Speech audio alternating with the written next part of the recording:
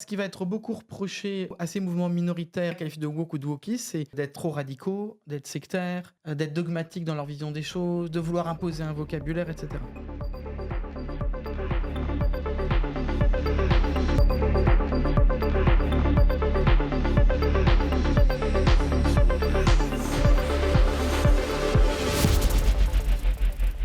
L'Église doit-elle être woke? Wok, donc on parle pas des Are you casseroles. ready? On parle pas de, on parle pas de cuisine. Je fournis le lien sur Castorama pour les wok ou pas?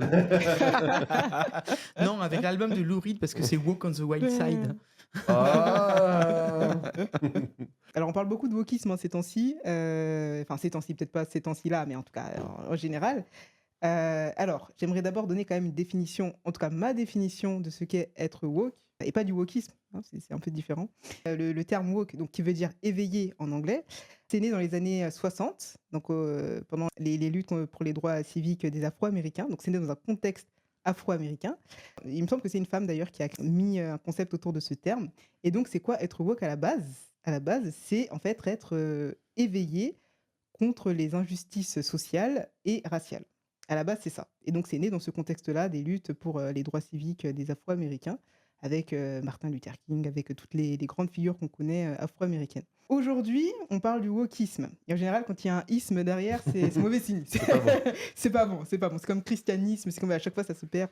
C'est Ellul d'ailleurs hein, qui note ça dans son livre Subversion du christianisme, où il explique qu'en fait, dès qu'il y a un isme derrière, c'est fichu. C'est fichu parce qu'en fait, ça devient un système et tout se perd, enfin, tout le message d'origine se perd. Ça devient même le contraire. Non, attends, juste parce que avant d'aller sur le Ouais. isme, le woke, donc c'était éveillé, mais éveillé à quoi donc? Éveiller contre les injustices raciales et Ok. les injustices sociales. Ok. Donc c'était ça, c'était ça à la base.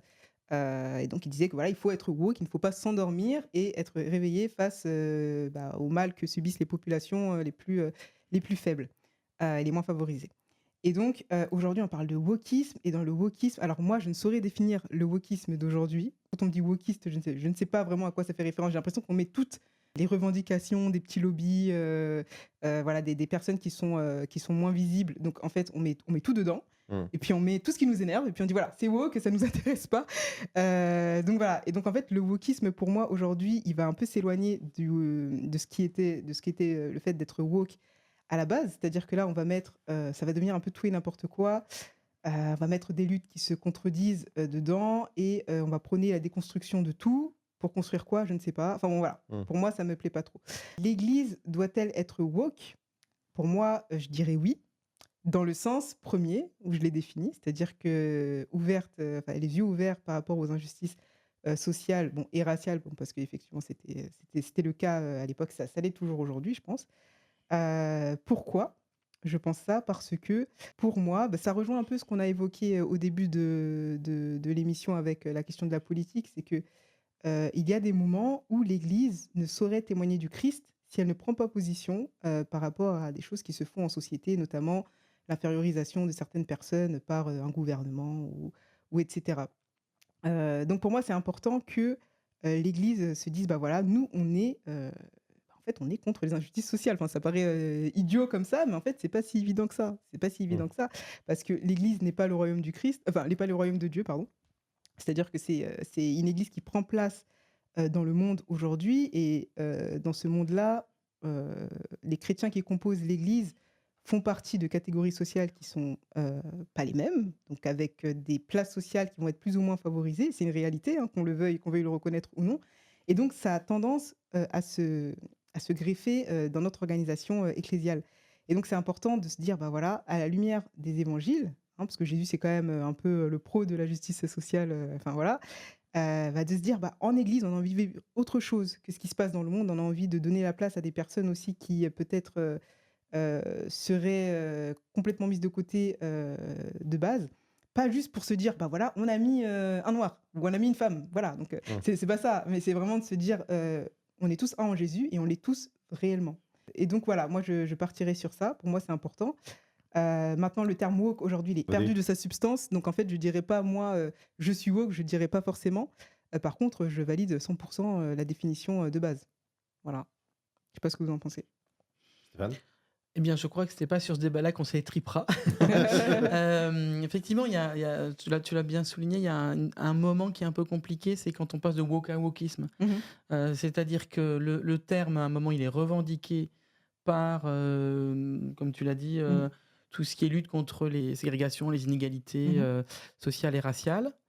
Et que, en gros, il va être importé, notamment en France, par un mec comme Mathieu Bock-Côté, qui est un penseur néoconservateur québécois qu'on trouve sur CNews, Ah, et qui en fait va, c'est là que, alors que le terme il n'existait pas du tout dans les milieux militants, en France, Oui. ouais. avant, il va faire wokisme pour effectivement, critiquer comme, d'affreux, de manière péjorative, C'est ça. c'est-à-dire que c'est retourné par les adversaires des luttes pour l'égalité des droits. Alors peut-être qu'on va revenir après égalité des droits de qui, pour dire regardez tous ces affreux qui voudraient détruire la civilisation occidentale, Mmh.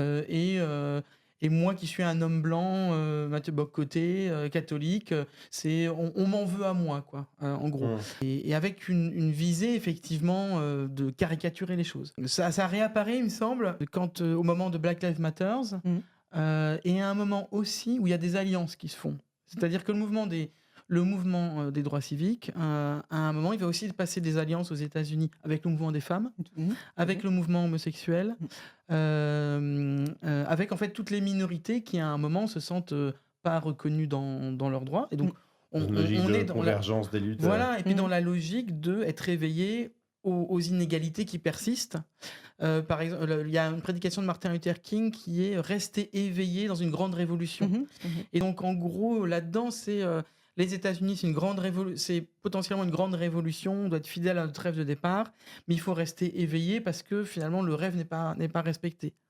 Et que justement, bon, tout l'enjeu, c'est ça. C'est est-ce qu'on doit avoir un truc péjoratif là-dessus en disant oh là là, c'est plein de minorités qui nous embêtent, qui sont radicales, méchantes, etc. Ou se dire mais en fait, c'est légitime de vouloir avoir sa place et d'être respecté comme tout le monde. Mm. Et je pense que alors est-ce que l'Église doit être woke? Je pense que l'Église doit être d'aucune idéologie.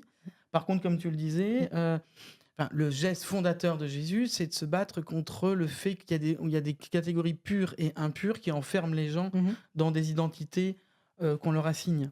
Tout à fait. Et que, Paul le dira, il n'y a plus ni juif ni grec, Ouais. ni Ni homme ni libre, femme. ni femme ni femme, ni Oui. libre ni esclave, Mmh. etc. Et que donc, c'est fondamentalement une mission Oui, d'église. des fois, Jésus prend contre-pied, pour donner des exemples, mais soit qu'il se rapproche des personnes qui ne sont pas d'Israël ou même les Mmh. Samaritains, et qui prend à contre-pied les Mmh. préjugés. Donc, enfin, c'était juste Ouais, pour ouais, ouais, expliciter. complètement. Ouais, ouais. Ouais. Alors après, je pense que là où effectivement on peut aussi être critique et peut-être amener notre expérience, nous, de minorité, parce que les protestants, on est une minorité qui a une histoire de minorité. Mmh. Ce qui va être beaucoup reproché à ces mouvements minoritaires et qu'on va à la qualifier de woke ou de wokisme, c'est en gros d'être trop radicaux, d'être sectaires, d'être dogmatiques dans leur vision des choses, de vouloir imposer un vocabulaire, etc. Et je pense que là, on doit se rappeler que finalement, quand on est comme protestant, Mmh. quand on est une minorité, on est écrasé et donc on est obligé de parler fort pour se faire entendre. Mmh. Et donc, des fois, quand on parle fort, peut-être qu'on parle de manière un peu trop dure, Mm. comme on veut déplacer les représentations des autres, on doit affirmer un peu fortement nos raisonnements. Et des fois, du coup, ça peut donner des raisonnements Mmh. qui peuvent paraître un peu dogmatiques ou un peu sectaires. Et que pour nous-mêmes, l'avoir vécu comme minorité, on peut aussi dire on l'a vécu comme minorité. Voilà, on peut à la fois comprendre que les gens réagissent comme ça Mm. et en même temps dire attention, en étant comme ça, vous risquez de réimposer une nouvelle orthodoxie. Peut-être qu'il y a une manière de rencontrer les gens différemment, etc. Quoi. Oui, après moi je pense que la colère envers je sais pas, les wokistes, là, ce qu'on appelle en fait toutes les minorités en fait qui parlent, parce que bon ça aussi je fais une petite parenthèse avant ma réponse, mais c'est que moi on m'a déjà dit, alors sans me connaître, enfin vraiment, on m'a juste vu, on m'a dit il y en a marre des woke. Ah Ouais, mais voilà. j'ai rien dit. T'étais assigné. J'ai rien dit, je pense pas. En plus, moi, je me définis pas comme wokiste au sens d'aujourd'hui.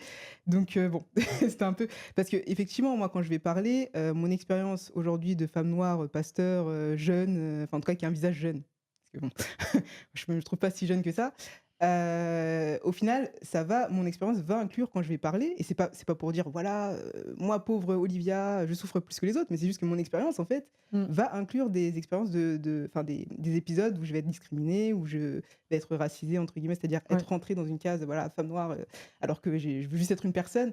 Donc voilà, c'est pas parce que je parle de ce que je vis que je suis wokiste ou que je vais imposer mon point de vue. Je raconte juste ce qui se passe. Enfin voilà, donc ça, je trouve que c'est un peu injuste et je pense que la colère du coup, des personnes qui disent: «Voilà, les wokistes, il y en a marre et tout», c'est que effectivement là, on parle de minorité, donc qui dit minorité, c'est-à-dire minoritaire, qui vont être, extrêmement visibles et c'est vrai, ça je l'admets, dans certains, médias ou voilà, dans certaines, positions, ils vont être extrêmement visibles effectivement dans certaines choses. Je pense à Netflix avec, bon les séries Netflix, je pense qu'on Oui. voilà, ils sont à fond dans la diversité, voilà, il y a toujours, un noir gay ou alors, un noir, je sais pas, président de quelque Puis chose. en plus, c'est le personnage Bon, le plus sympa franchement dans Sex Education, exactement. Eric, il est Et terrible, ouais, ouais, quoi. il est terrible. Donc après moi je dis pas que Je j'aime pas serais ces pas hétéro et personnages. marié, je serais amoureux, quoi. Je dis pas ces personnages, mais c'est juste que la vie, réelle n'est pas Netflix. C'est-à-dire que bon, là effectivement ils font des types un peu de personnages comme ça où ils essayent de nous habituer à une certaine vision des choses. Je pense pas que ce soit une mauvaise chose en soi, même si pour moi c'est un peu forcé. Mais, voilà, les gens ont l'impression que, bah, voilà, les minorités sont partout. Mais non, c'est pas vrai. C'est juste que, bah, voilà, effectivement, il y a Tout à certaines fait. personnes dans certains cas qui vont vouloir les mettre en visibilité. Et donc voilà, la majorité ne va pas se reconnaître dans ces personnes parce que, bah, effectivement, elles en voient peut-être pas du tout autour d'elles et ce que je peux comprendre. Maintenant, voilà, faut aussi comprendre que ces choses-là se disaient enfin moi, les discours qu'on entend aujourd'hui sur, ce qu'on va appeler les personnes racisées ou ce que subissent, bon, les personnes dites «de couleur» entre guillemets ou les personnes, de la communauté LGBT et cetera, ça se disait déjà dans le passé, enfin avant même que le terme wokisme, Bien existe. sûr, ouais. C'est juste qu'aujourd'hui c'est visible et donc Mmh. ça énerve parce que, bah, oui, c'est des Mmh. minorités qui donc bon, effectivement, je peux comprendre que ça énerve mais en même temps, c'est pas des choses nouvelles. Je suis, très à gauche, Mmh j'écoute beaucoup, et moi, le terme wokiste, je l'ai découvert dans la bouche de mes adversaires. C'est-à-dire Mmh. que, mh. Mmh. woke, moi, j'ai jamais entendu personne se revendiquer comme ça et donc Mmh. tout d'un coup, on tu sais, genre, on va dire: «Ah bah, il se revendique, wokiste». «Ah bon? J'étais pas au courant». Tu vois? Alors après, je découvre, tu vois, que, bah, finalement, c'est quand même c'est dû à une histoire quand même sur Mmh. les ça a été un cri de ralliement pendant un temps, quoi, mais c'est sûr que moi, je le découvre quand même beaucoup comme, quelque chose avec lequel je suis disqualifié, comme si je enfin, tu vois? Mmh. Mais je pense que et peut-être vous relancer là-dessus parce que sur cette question, ce qu'on rattache souvent aux Mmh. wokistes, et aux allez, c'est tout ce qui est de la ce qu'on appelle la cancel culture, Oui. tu vois? Cette idée-là, l'idée que, tu vois, il faudrait aussi arracher, des parts de notre histoire, toute l'histoire Mmh. de déboulonnement des statuts, enfin, vous voyez, Mmh. tous ces trucs-là où, tu vois, les livres, la Mmh. culture sur Netflix ou pas ou même sur Disney+. C'est aussi ce que les gens vont reprocher, c'est par exemple les petits Oui, les petites écriteaux écritures, les petits attention, écriteaux c'est raciste. les petits écriteaux qui arrivent Attention. au niveau d'Aladin, par Oui, exemple. Je sais avoir lancé Aladin récemment oui, et d'avoir vu, l'écriteau: «Attention, les ouais, représentations, sont, dues, oui, sur des préjugés», tout ça, tu vois? Et mmh. donc c'est tout ça, tu vois, ce qui est un peu, ah mais on veut, tu vois, on On veut juste veut regarder un film, ça suffit. oui, et puis, enfin, et puis même, de ce côté où dire, «Ah c'est bon», tu vois? Genre, en gros, Mmh. ils font chier avec tout quoi, tu vois? Je veux dire: «Ah c'est bon», quoi, tu vois? Ce côté un Bah, Non, peu on peut plus être on tranquille, peut plus quoi, ouais, être comme on était raciste avant, tranquillement, faire des exactement. blagues On peut plus sexistes rien dire. voilà, mais tu vois? Enfin, et mais homophobes, vous c'est comprenez ça, le ouais. côté le côté, le Ouais. côté genre cancel culture en gros où, ben, Oui, on peut plus s'exprimer, on peut plus faire des blagues, on alors peut plus, tu moi, vois? C'est un peu ça qui est reproché, quoi. ouais, moi pour parler de la cancel culture, donc déjà pour rebondir sur le Disney+, effectivement, moi j'ai regardé, Peter Pan et j'avais déjà regardé Peter Pan avant et donc à un moment il est sur l'île des Indiens et tout et même en tant qu'enfant, j'avais trouvé ça extrêmement raciste et donc là, le fait qu'ils disent, enfin moi j'ai eu aussi le petit warning: «Attention, c'est raciste» Mmh. avant de commencer le film. Bah, en fait, j'ai trouvé ça bien parce que Mmh. dans le passé, entre personnes de couleur, on disait: «Mais qu'est-ce que c'est que ça?» Enfin, tu vois? Et pourtant c'est Peter Mmh. Pan, bon on aime Mmh. tous Peter Pan, mais il y Ouais. avait quand même c'était un peu limite, quoi. Enfin bon, Mmh. voilà. Donc moi je suis pas forcément agacée par ça, c'est juste que, concernant la cancel culture, alors moi, je vais être un peu en décalage peut-être avec des personnes qui partagent mes opinions au sujet, du terme woke et tout. Moi, je ne suis pas forcément pour la cancel culture. Mmh.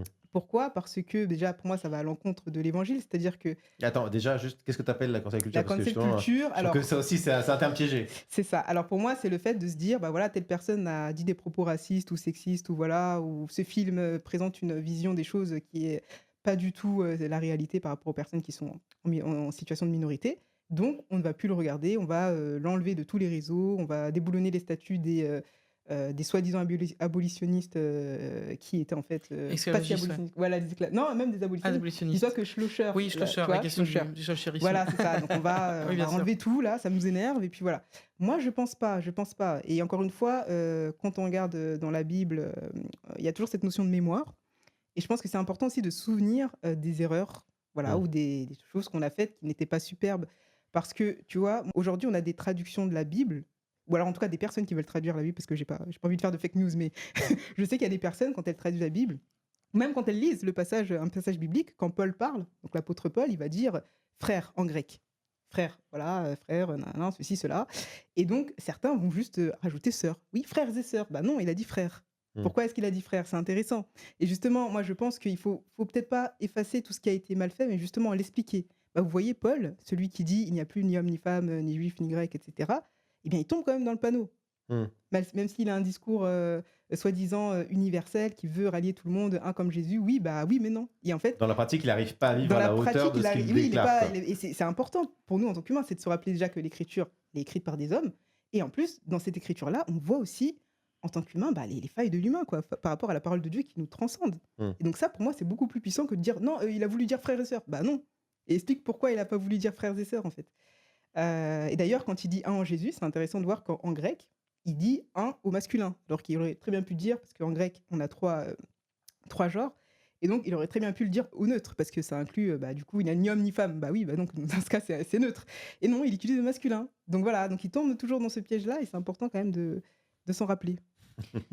On parlait de la cancel culture, faut pas oublier que le terme lui-même, Mm. c'est pas revendiqué par les gens qui interrogent la présence, par exemple, Mhm. des statuts esclavagistes dans l'espace public. Mm. C'est aussi un terme péjoratif inventé par les milieux conservateurs pour dénoncer leurs ennemis. Et là où je suis complètement d'accord avec ce que tu viens de dire sur le fait de plutôt mettre en perspective plutôt qu'enlever ou plutôt qu'empêcher de voir, etc. Et c'est Mhm. pour ça que moi je trouve plutôt bien de mettre ces étiquettes au début ou ces alertes, pas parce qu'on serait pas assez grand pour soi-même réaliser, mais comme tu le disais, parce qu'il y a des gens qui sont blessés par ces images-là et qu'ils n'ont pas été reconnus dans cette blessure-là pendant trop longtemps, quoi.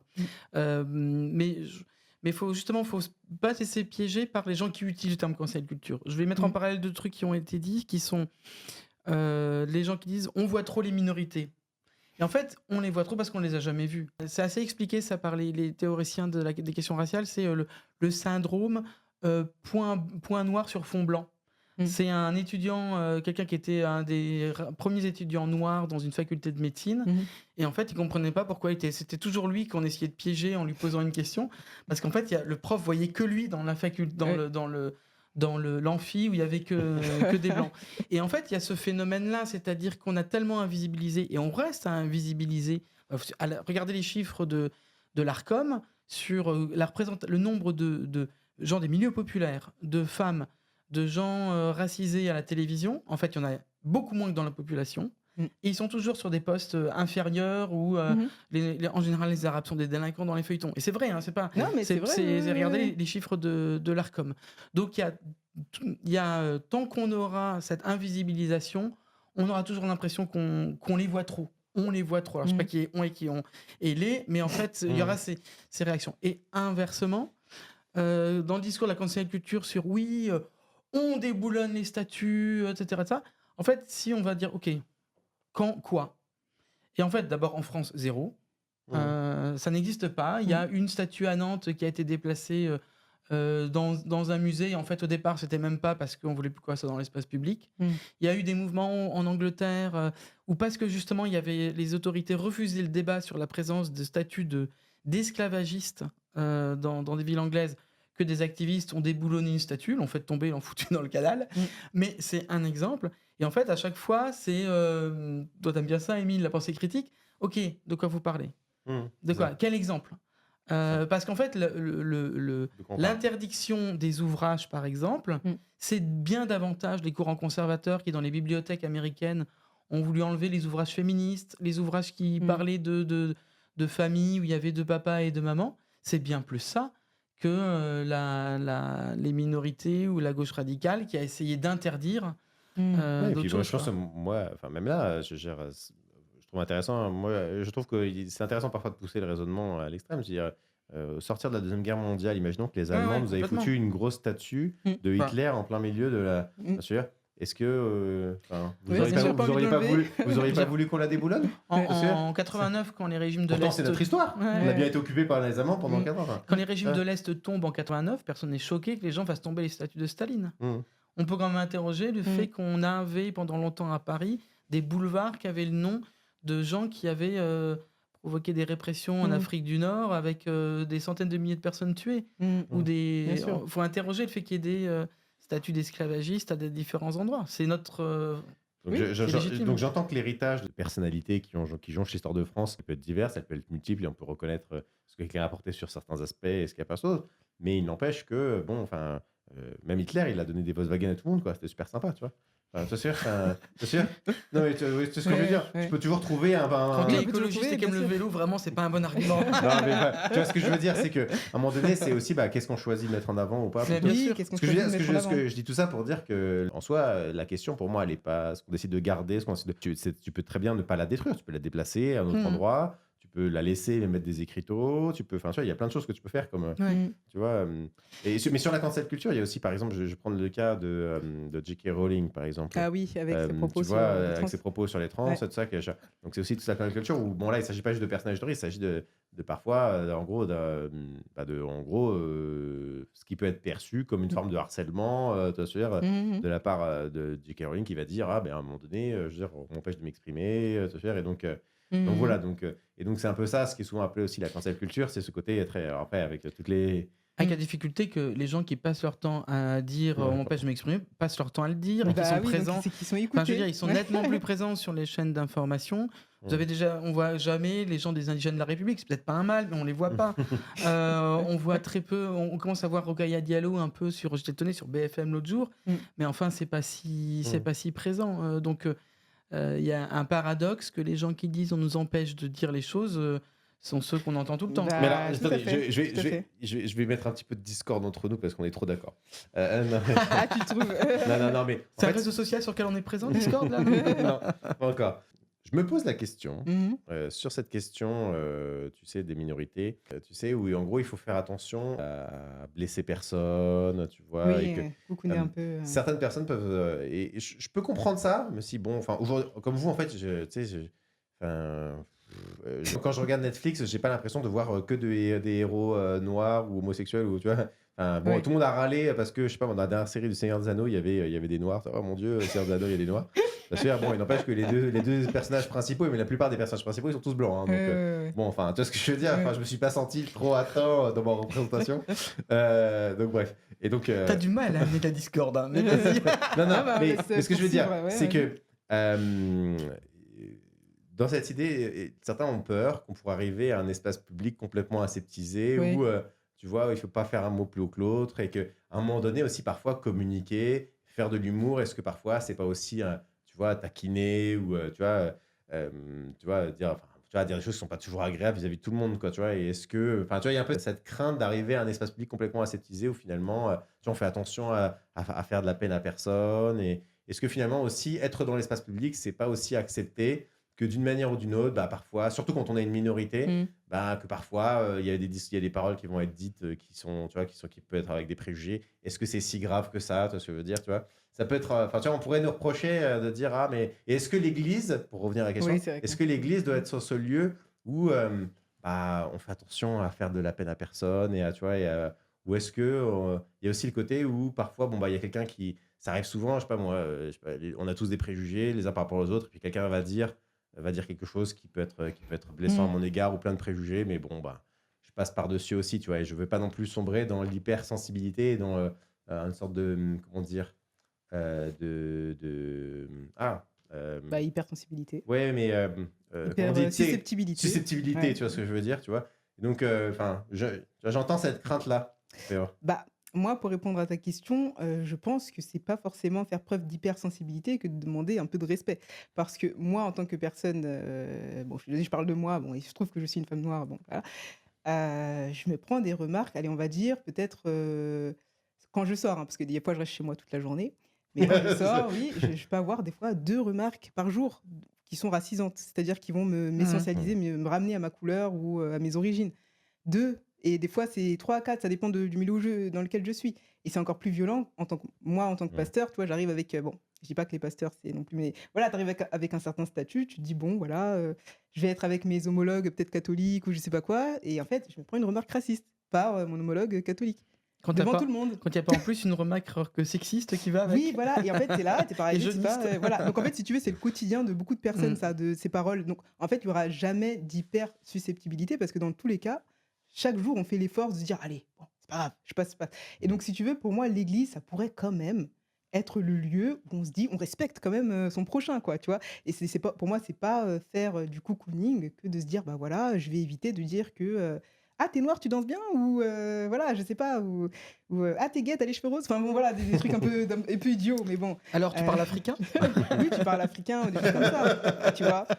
Parce que tu vois, là aussi où je vais te après je laisse la parole à Stéphane, mais là aussi où c'est compliqué, je pense pour certaines personnes, alors je vais parler des personnes de couleur parce que c'est mon cas, je sais pas pour les autres catégories, c'est que c'est une chose d'aimer le Christ et son évangile, c'en est une autre d'aimer, l'Église et son histoire. Mmh. Et quand même l'Église a quand même pas mal de dossiers, sur le dos, concernant, l'oppression de certaines personnes, hein. On pense, notamment à la controverse de Valladolid, hein, dont je faisais référence. Donc c'est en fait, une petite dispute théologique qui a eu lieu, pour savoir, voilà, pour, décider un C'est peu du les Indiens sort en des finale. Indiens, voilà, d'Amérique. Est-ce qu'ils sont humains ou pas? Blablabla. Est-ce qu'on leur fait la guerre ou pas pour, imposer l'évangile?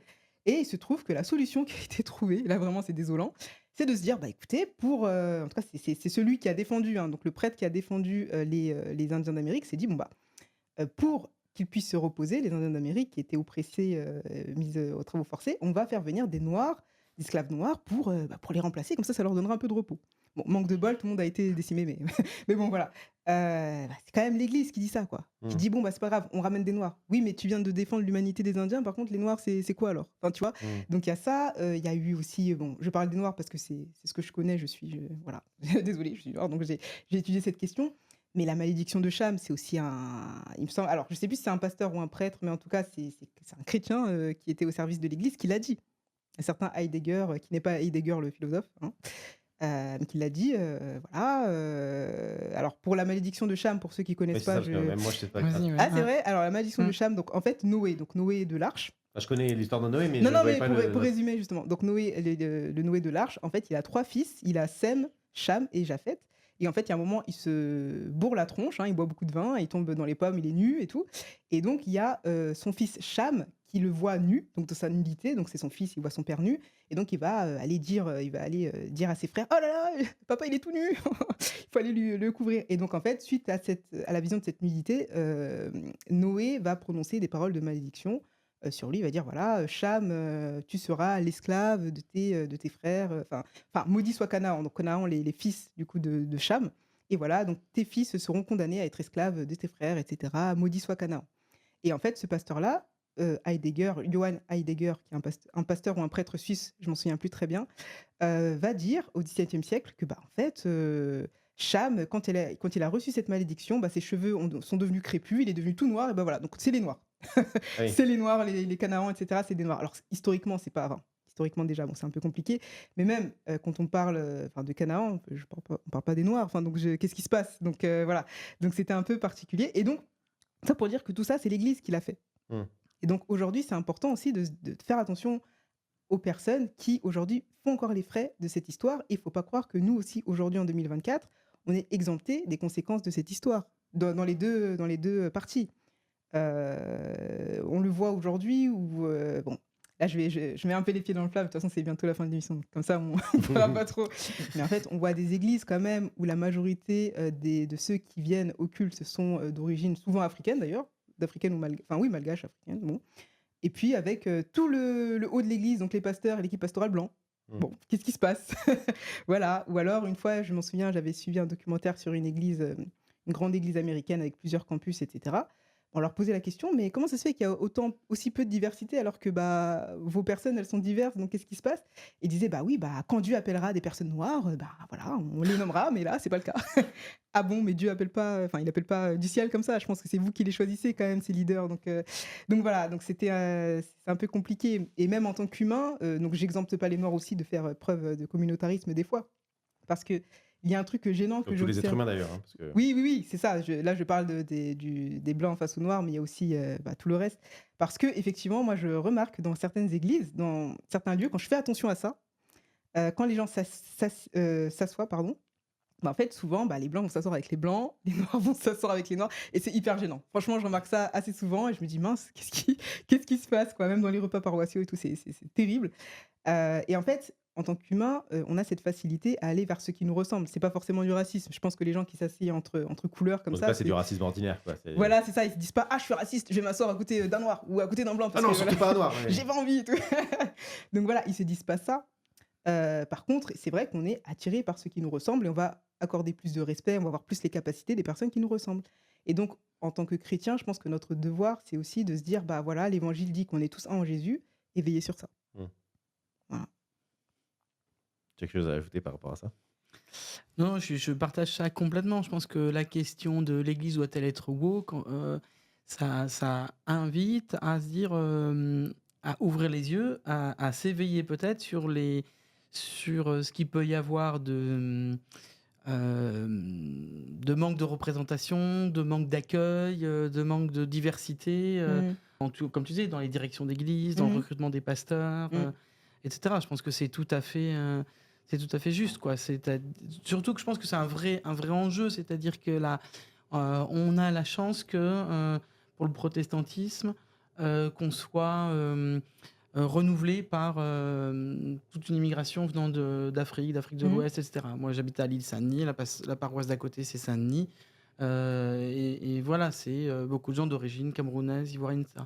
Ça veut dire que l'Église doit le prendre en compte et qu'on ne doit pas reproduire des schémas, inconsciemment, des schémas de discrimination. Je ne sais pas s'il faut aller jusque-là, mais en tout cas de séparation ou de blanchitude mal placée, quoi. Ou de paternalisme Ouais, un ouais. peu. Et que c'est vrai que voilà, moi, comme homme blanc plus de 50 ans, je suis jamais victime d'aucune remarque.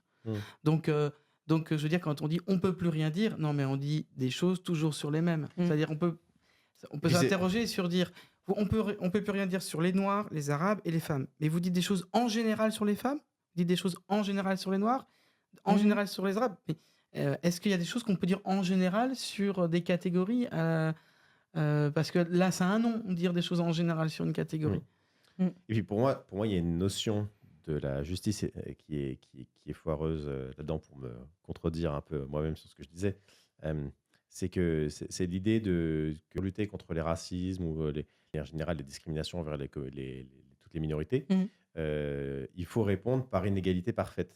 Tu vois. La réalité, je pense que pour lutter contre il faut aussi ce qu'on appelle la discrimination positive, c'est-à-dire que dire juste, tu vois, comme disait le pasteur aux États-Unis, tu vois, nous, on accepte les pasteurs noirs, juste ils viennent pas. La réalité, c'est que si vraiment tu veux corriger, c'est sûr, en fait, il faut être inégalitaire dans l'autre sens, en fait, au moins temporairement.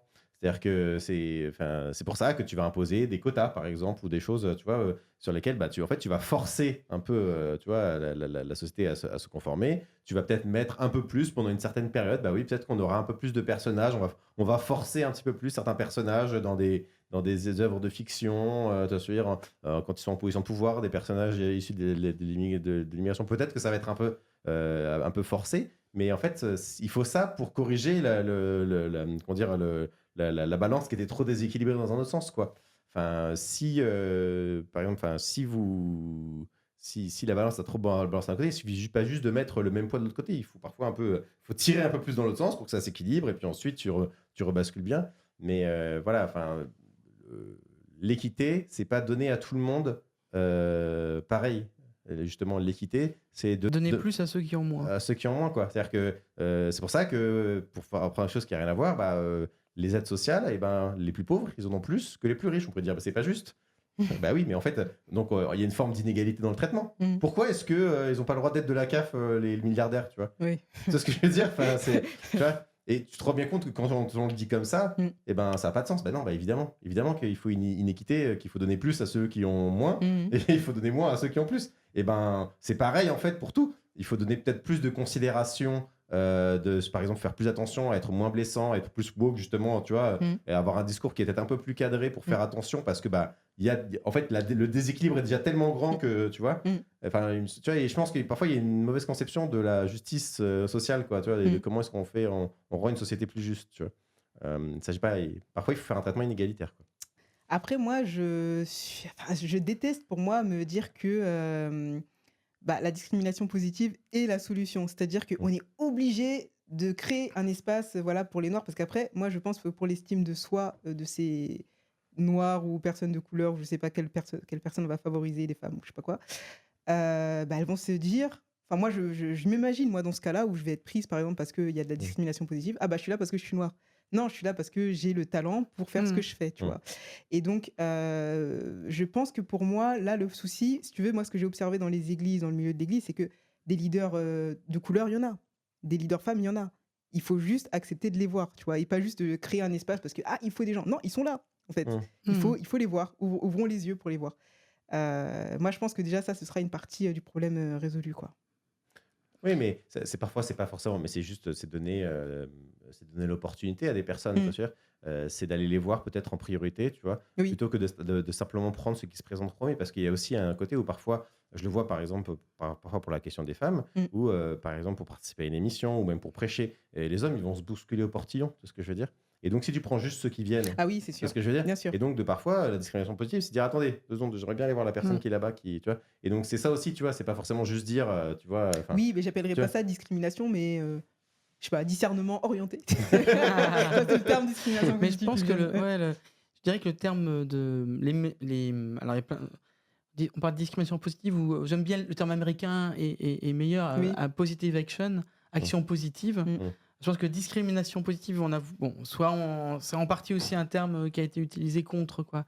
Mm. Moi, j'ai l'impression que c'est un dispositif qui permet, parce que c'est les blancs qui sont en situation de décider et que ça, il faut le changer, de réaliser ils ont un comportement discriminatoire. Mm. C'est-à-dire que il y a un petit bouquin qui s'appelle Vive la discrimination positive chez Sileps, Mm. qui raconte pas mal de dispositifs différents au Canada, en Afrique du Sud, etc., qui ne se Mm. focalisent pas que sur le système américain des quotas. Et en fait, sur un système déjà tout simple, c'est-à-dire, à un moment, je fais un recrutement où je recrute des étudiants, eh ben, j'ai une planche photo avec la tête des gens et les prénoms et les noms. Et juste de pouvoir réaliser comment d'une promotion sur l'autre, je fais changer cette planche photo Mm. et je fais évoluer les prénoms pour rendre visible aux décideurs blancs qu'ils font évoluer les choses dans le bon sens. Mm. Et puis après, effectivement, l'étape suivante, c'est qu'il n'y ait pas que des décideurs blancs, parce que tout recrutement, les gens recrutent spontanément des gens qui leur ressemblent. Mm. Oui. C'est sociologie, cours de première année, et effectivement, l'enjeu, il est aussi de changer qui choisit, parce que dans ce cas-là, on va avoir un regard différent sur qui on recrute ou qui on fait rentrer dans le cercle, Mm. Oui, qui en favorise. qui on favorise. Oui, Ouais, tout à ouais. fait. D'ailleurs, moi, ça me fait penser dans Actes des Apôtres. Actes des Apôtres est très intéressant là-dessus, sur ces questions-là. Où il y a, vous savez, donc au début de l'Église, il y a les Juifs hébraïsants, enfin la population qui parle en hébreu, et ceux qui Mm. parlent en grec. Et en fait, bah, ceux qui parlent en grec, donc sous-entendu qui viennent un peu de loin, bon, voilà, on imagine qu'ils ont en tout cas une autre culture, commencent à se plaindre parce que bah, leurs veuves sont moins bien traitées. Donc il y a une différence de traitement entre deux groupes. Parce que bah, voilà, il y a les étrangers, il y a les autres, machin. Et donc ils se plaignent. Et c'est raconté de manière assez pudique, mais en fait, cela va créer une sorte de scission un peu, parce qu'au final, ils vont se dire, bon bah, ah mince, vos veuves sont moins bien traitées, bon bah écoutez, vous allez gérer, on va élire un conseil de personnes qui parlent grec, là, et puis vous allez faire votre truc, etc. Et donc on aura Étienne, le martyr Étienne, hein, qui sera tué, voilà, qui sera à la tête, en fait. Et donc, c'est intéressant de voir que dans les débuts de l'Église, eh ben, il y a ce souci-là où, effectivement, on fait plus attention aux personnes qui vont nous ressembler ou qui ont la même culture que nous. Et c'est dans l'Église. Mm. Voilà. Et donc, c'est important de se dire, bah voilà, on n'est pas exempt de faire pareil. Donc, faisons attention. Mm. Mm. Moi, j'aime bien aussi à l'amour que vous portez les uns les autres, Mmh. tous reconnaîtront que vous êtes mes disciples. Donc effectivement, je pense que Mmh. l'Église est particulièrement lieu où on doit faire attention à l'autre Mmh. et où on doit faire attention à ce que nos propos soient pas blessants et où on fait place Mmh. à l'autre. Et de manière générale, voilà, je pense que c'est vraiment ça me semble une espèce d'évidence auquel on fait peut-être pas suffisamment attention, quoi. Mmh. Je crois que c'était Usul qui faisait une vidéo comme ça sur la question de l'humour.